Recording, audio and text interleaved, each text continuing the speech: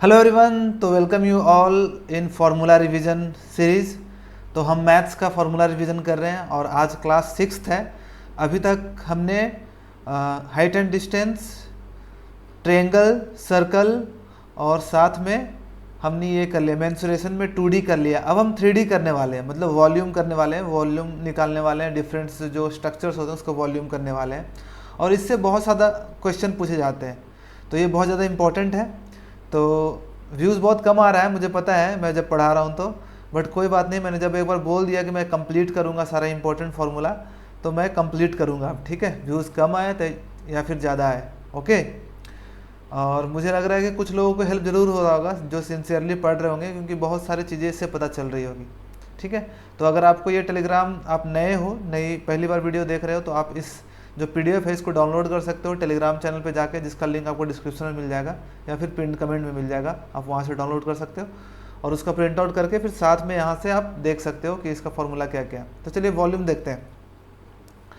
Volume मतलब होता है वॉल्यूम 3D डायमेंशन। 3D मतलब जो भी वस्तु है ना, जो स्थान गिरता है मतलब कि जगह लेता है, वो 3D इमेज होता है। जैसे कि हमारा एक क्यूब हो गया, क्यूब जो पासा होता है, लूडो का गोटी देखो ना, वो क्यूब होता है, उस टाइप का क्यूब का शेप में होता है। उसी तरह से आपने देखा होगा, सिलेंडर भी देखा होगा, स्थान गिरता है, इसमें भी वॉल्यूम होता है। उसी तरह से आपने बेलन देखा होगा, ठीक है, कहीं ना कहीं बेलन देखा होगा। ये बेलन नहीं है, ये तुम्हारा क्या बोलते हैं, इसका नाम क्या है यार, मैं भूल गया।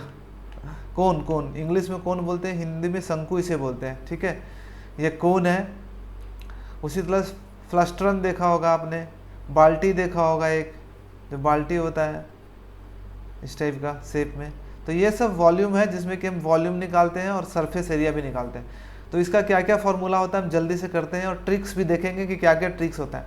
तो सबसे पहले हम लोग क्यूब की बात करते हैं। तो क्यूब में क्या होता है, सारे साइड्स बराबर होते हैं, ए लेंथ, ब्रेथ और हाइट सारे इसमें इक्वल होते हैं। ठीक है, तो इसका जो हम लोग निकालते हैं वॉल्यूम, पहले एरिया निकालते हैं। तो एरिया मतलब क्या होगा, सरफेस एरिया, सभी साइड का एरिया।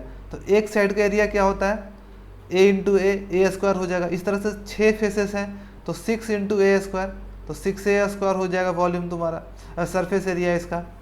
बाहरी क्षेत्रफल जो है 6A स्क्वायर हो जाएगा। इसका वॉल्यूम क्या होता है, वॉल्यूम ऐसा कोई भी ऐसा 3D इमेज होता है ना, तो L into B into H होता है, length into breadth into height. लेकिन इसमें लेंथ, ब्रेथ, हाइट सारा क्या है, सारा A है, तो A इंटू ए क्यू हो जाएगा। ठीक है, ये क्या हो रहा है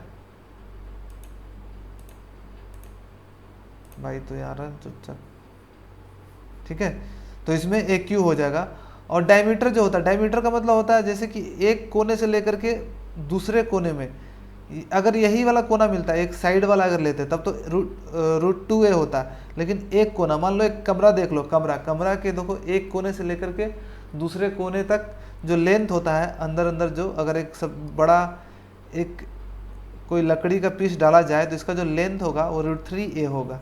ठीक है, अगर साइड का डायगोनल देखा जाए, सिर्फ साइड का, ये दोनों साइड है, साइड A है और A है, तो ये तो √2A होगा। लेकिन अगर बीच से जा रहा है इस कोने से लेकर के उस कोने तक, तो √3A होता है डायमीटर।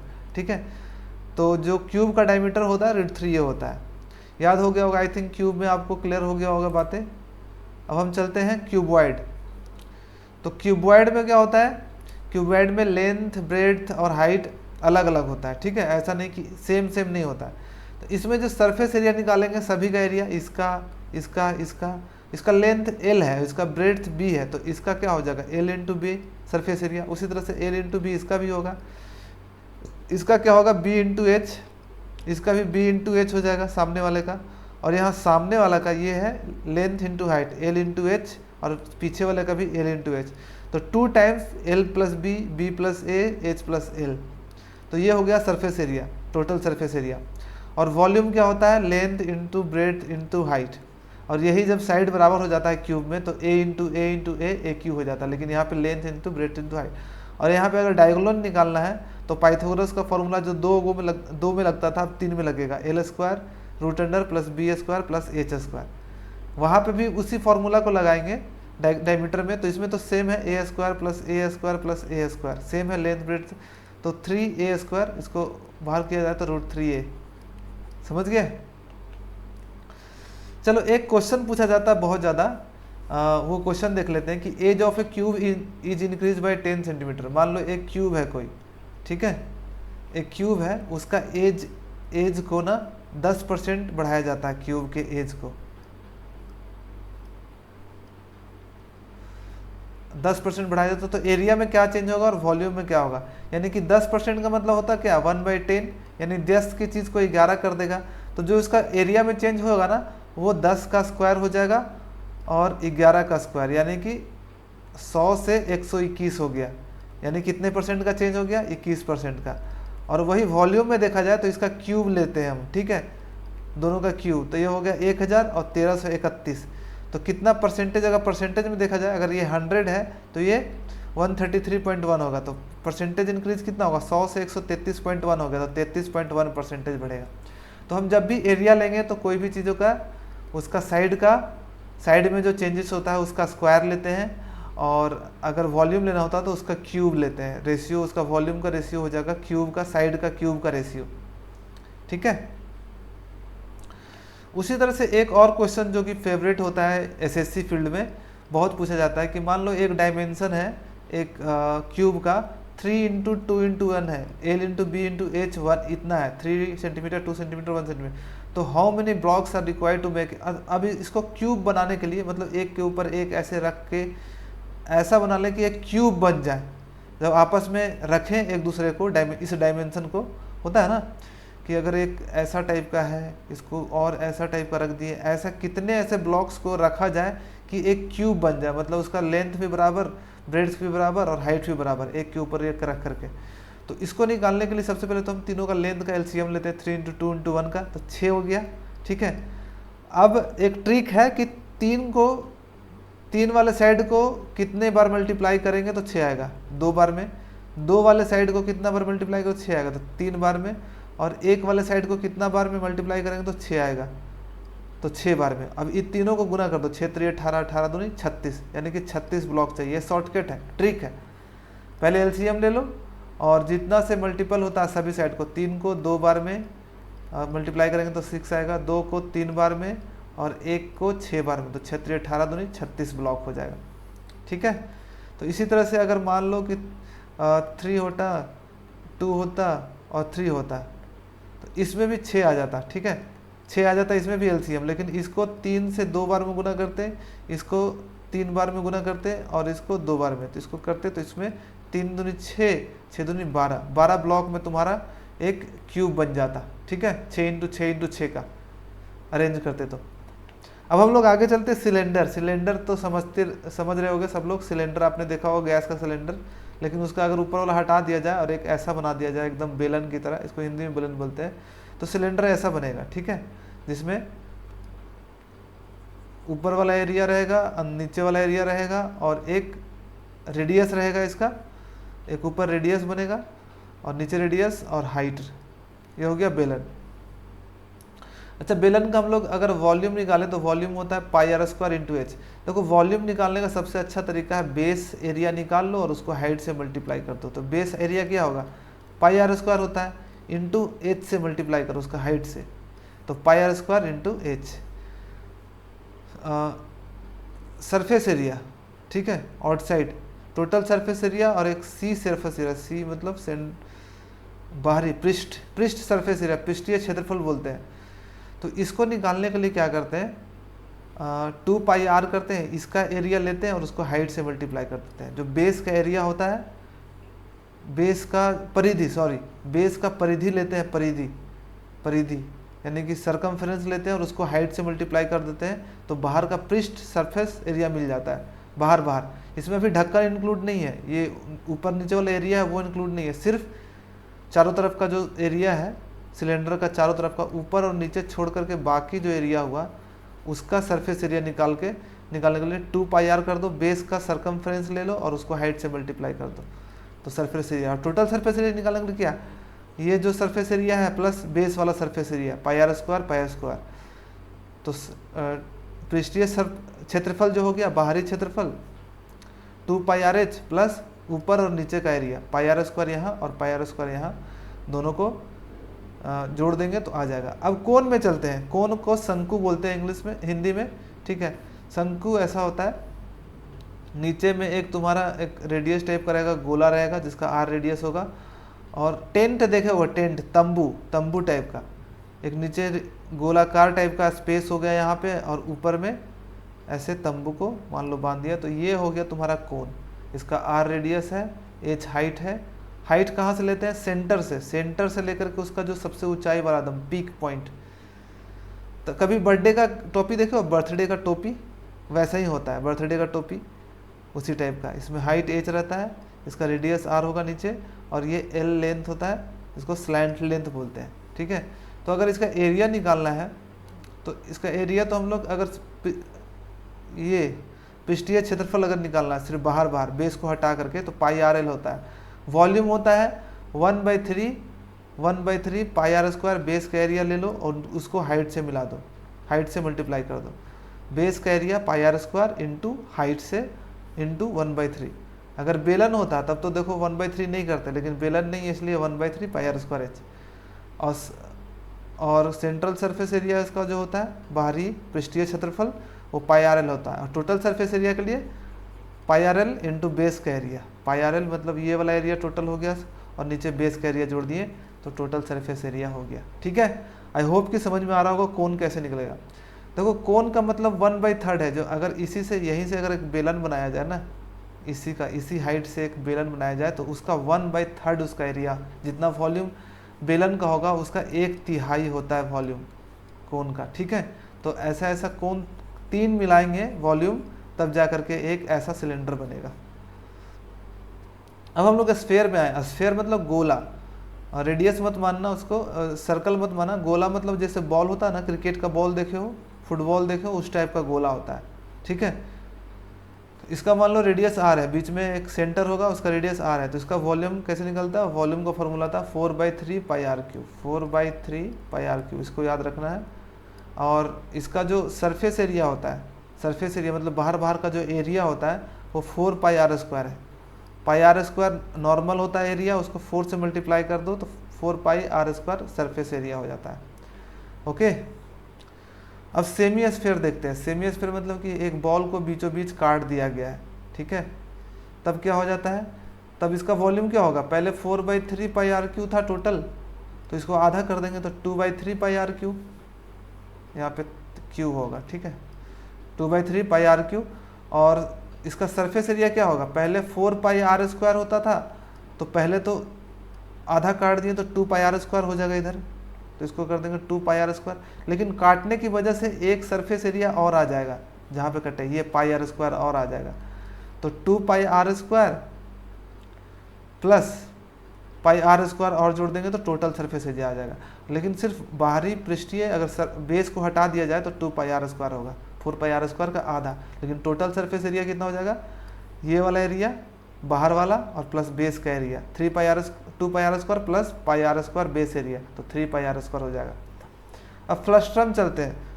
फ्लस्ट्रम हिंदी में इसको क्या बोलते हैं अब मुझे नहीं आता, लेकिन ये बाल्टी का शेप क्या होता है? देखो बाल्टी देखो घर पे, बकेट जो होता है नीचे बड़ा होता है और थोड़ा सा ऐसे करके ऐसे उल्टा जाता है, नीचे थोड़ा छोटा होता है, और ये इसी को हम घुमा भी सकते हैं, और ऊपर में जाकर के इसका साइज बड़ा होता है। समझो ये उल्टा बाल्टी है, बेस इधर है और इधर बढ़ा हुआ भाग है। तो मान लो इसमें क्या बनेगा? 2 सर्कल बनेगा, एक नीचे बनेगा, एक 2 बेस पे बनेगा, इधर एक स्मॉल बना, एक बड़ा आर बना, और इसका हाइट मान लो h है और इसका लेंथ l है। तो जो टोटल सरफेस टोटल वॉल्यूम होता है, तो इसमें भी 1/3 पाई आर स्क्वायर एच होता था ना। तो यहाँ पे तो रेडियस आर स्क्वायर नहीं लेंगे, यहाँ पे आर के जगह पे capital R square plus small are square plus are into H वही रहेगा हाइट, ठीक है। और लैटरल, अच्छा सॉरी, इसको सी के जगह पे एल होगा। लैटरल सरफेस एरिया जो होता है पृष्ठीय क्षेत्रफल, वो पाई आर एल होता है। उसमें पाई आर एल होता था, देखो इसमें पाई आर एल होता था, यहाँ पे पाई आर की जगह पे क्या हो जाएगा, छोटा आर प्लस बड़ा आर इंटू एल। और उसके बाद टोटल सरफेस एरिया क्या हो जाएगा, lateral surface area plus pi are square और pi are square, small are square plus बड़ा आर स्क्वायर। तो pi are square plus r l plus r l, pi are square plus are into l, इसको याद कर लेना, ठीक है। या फिर लेटरल सरफेस एरिया में plus pi are square capital R square plus छोटा आर स्क्वायर अगर जोड़ दोगे तो आ जाएगा, ठीक है। आई होप कि यहाँ तक समझ गए होगे। अब आगे चलते हैं। एक स्फीयर है तो इसका टोटल सरफेस एरिया कितना होता है, मतलब कि बाहरी लेटरल सरफेस एरिया वो 4 पाई आर स्क्वायर होता है, 4 पाई आर स्क्वायर। अगर इसको काट दिया जाए तब कितना सरफेस एरिया हो जाएगा एक पार्ट का, टोटल पार्ट का। देखो काट दिया जाए तो ऊपर में 2 पाई आर स्क्वायर हो जाएगा और नीचे में 2 पाई आर स्क्वायर हो जाएगा, लेकिन एक बेस भी बन जाएगा, इसका पाई आर स्क्वायर हो जाएगा, इसका भी पाई आर स्क्वायर। अगर टोटल जोड़ा जाए तो 6 पाई आर स्क्वायर हो जाएगा। पहले 4 पाई आर स्क्वायर था टोटल एक स्फीयर का, लेकिन उसको अगर काट दिया जाए और टोटल सरफेस से काउंट किया जाए तो 6 पाई आर स्क्वायर हो जाएगा। उसी तरह से अगर उसको 2 भाग में नहीं 4 भाग में अगर काट दिया जाए, 4 भाग में अगर काट दिया जाता है तो उसका जो टोटल सरफेस एरिया हो जाता है वो सबको जोड़ करके 8 पाई आर स्क्वायर हो जाता है, याद रखना, ठीक है। अब हम चलते हैं कुछ चीज़ें। अभी जैसे बताया था कि अगर मान लो एक सिलेंडर है और उसमें ही एक बेलन बनाया जाए तो बेलन का रेशियो, वॉल्यूम का रेशियो और सिलेंडर का वॉल्यूम का रेशियो क्या होगा। तो देखो अभी बताया था ना कि ये 1 होता है तो ये टोटल 3 होता है सिलेंडर, तो इसका वॉल्यूम का रेशियो और टोटल सिलेंडर का वॉल्यूम, एक सिलेंडर में 3 कोन बन सकते हैं सेम रेडियस का और जिसका जितना हाइट है उतना ही हाइट का। तो ऐसे भी देखो पाई आर स्क्वायर एच होता है सिलेंडर का वॉल्यूम, इसका कितना होता है 1/3, वो 1/3 होता है पाई आर स्क्वायर एच। तो अगर वॉल्यूम का रेशियो देखा जाए तो 1:3 होगा। 1 किसका हो जाएगा, तुम्हारा कोन का हो जाएगा और 3 किसका हो जाएगा, सिलेंडर का हो जाएगा। उसी तरह से मान लो अगर हम एक गोले में बना देते हैं, हम एक कोन डाल देते हैं, एक गोले में कोन बना देते हैं गोले के अंदर, तो इसका रेडियस और गोले का रेडियस सेम ही होगा।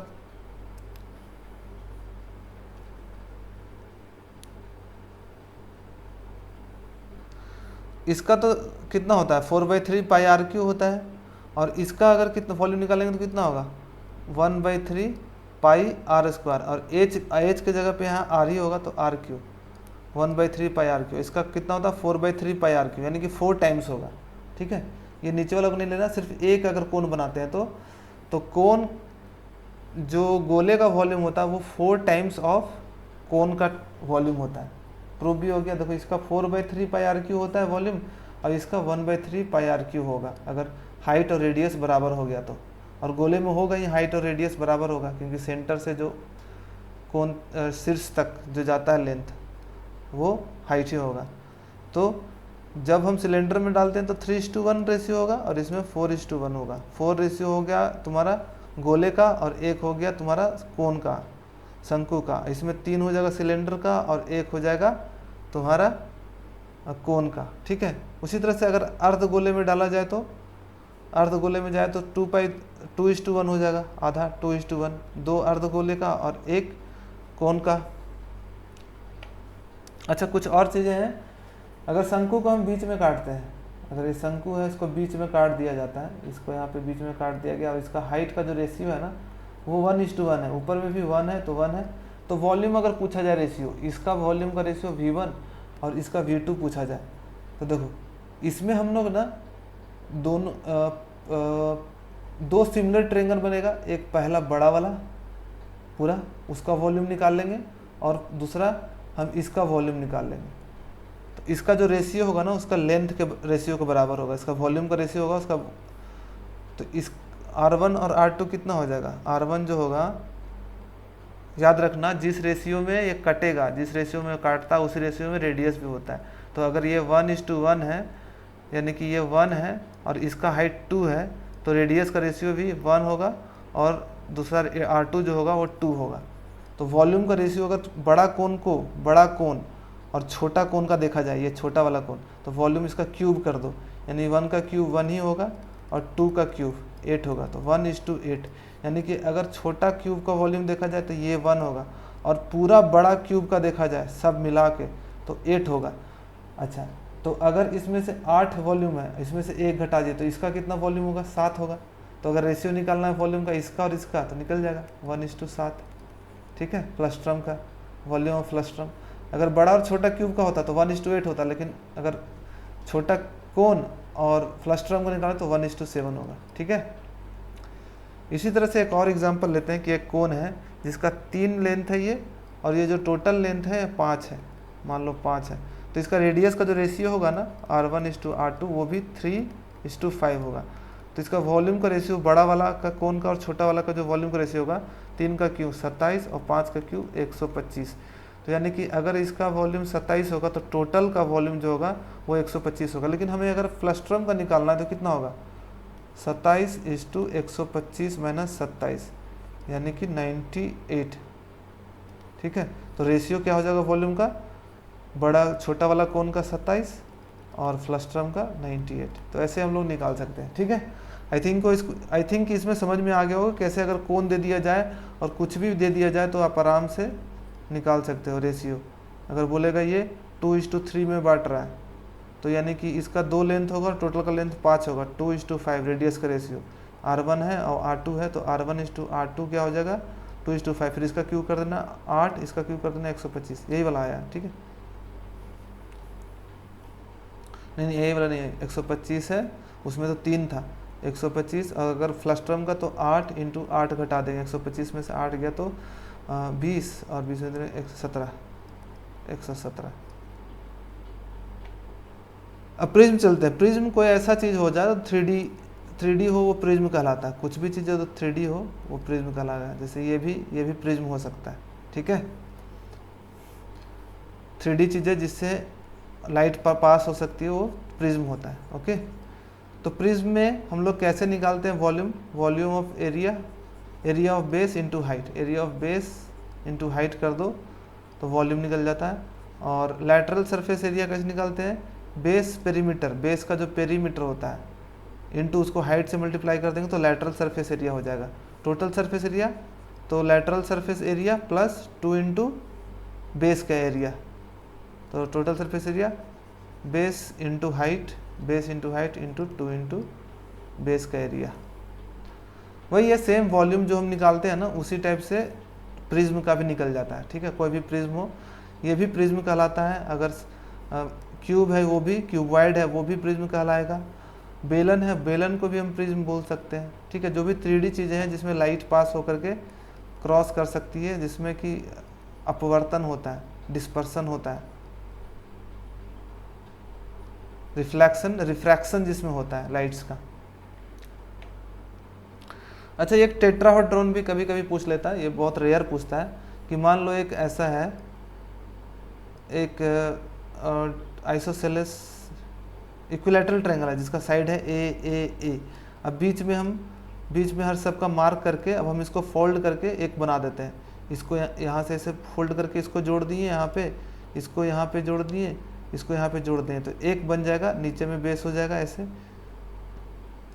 ये और ये ऊपर में हो जाएगा, एक टेट्राहेड्रॉन बनेगा। टेट्राहेड्रॉन का जो वॉल्यूम होता है √2/12 AQ, याद रखना।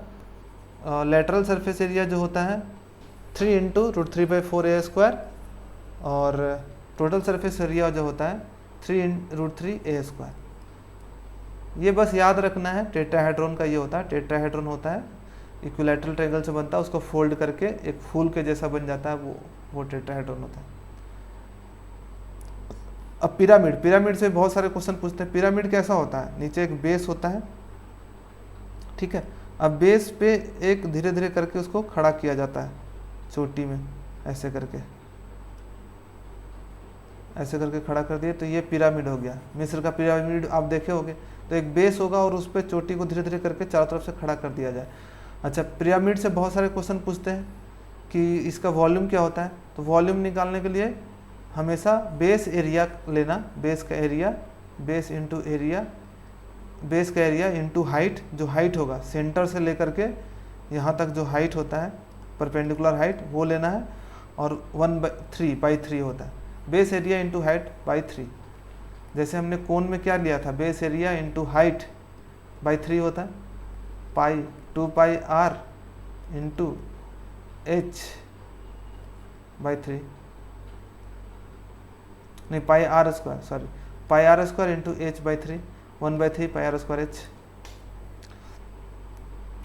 और इसका लैटरल सरफेस एरिया होगा, मतलब बेस को छोड़कर बाकी जो सरफेस एरिया हो जाएगा वो हाफ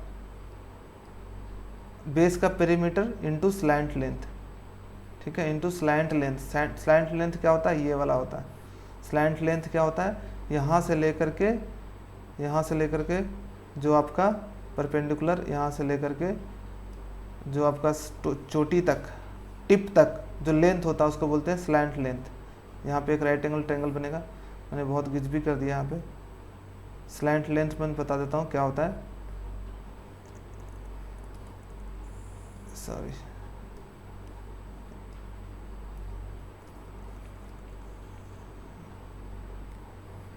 ये मान लो इसका बेस हो गया। अब हम इसको एक पिरामिड का रूप देते हैं, ऐसे कहीं पे टच कर रहा है, ठीक है। तो जो हाइट होता है यहाँ से लेकर सेंटर से लेकर के इसका लेंथ तक 90 डिग्री बनाते हुए जो जाता है, ये एच होगा, ये एच होगा। और ये इसको बेस, ये बेस है तो बेस का आधा होगा, ये b/2, और यहाँ से एक राइट एंगल ट्रायंगल बनेगा, ये और इसका जो लेंथ होता है l, यही होता है स्लैंट लेंथ, ये 90। तो अगर l निकालना होगा तो आराम से निकाल सकते हैं, √h का स्क्वायर प्लस b/2 का होल स्क्वायर, ठीक है, स्लैंट लेंथ निकल जाएगा।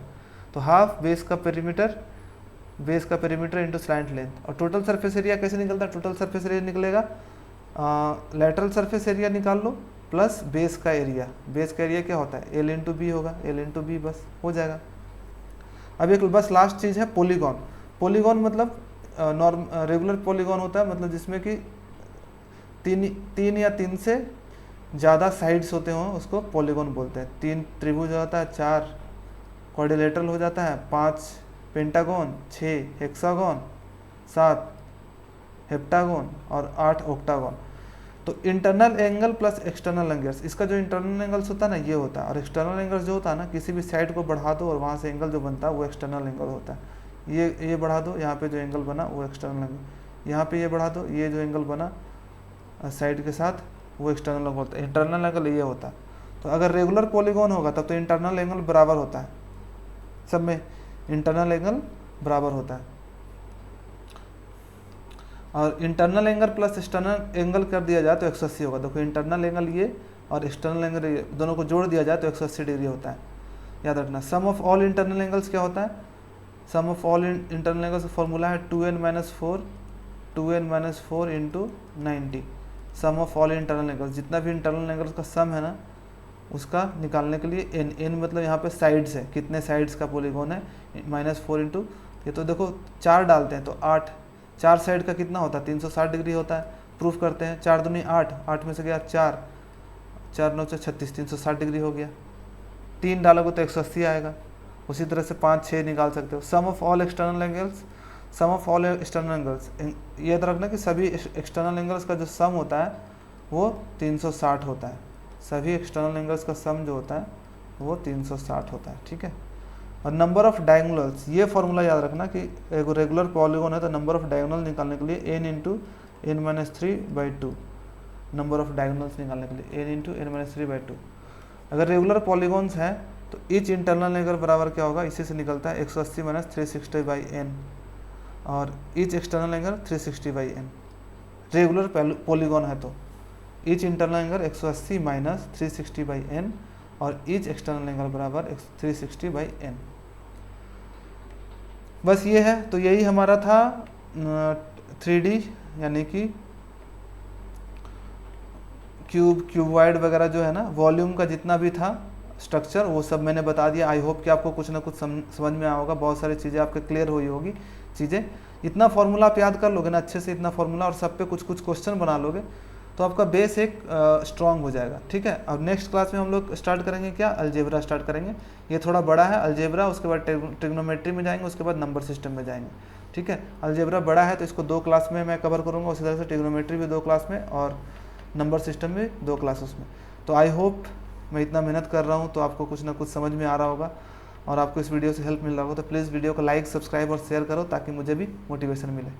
चलो ठीक है, thank you for watching this video. पढ़ते रहो, मेहनत करते रहो, सक्सेस ज़रूर मिलेगा।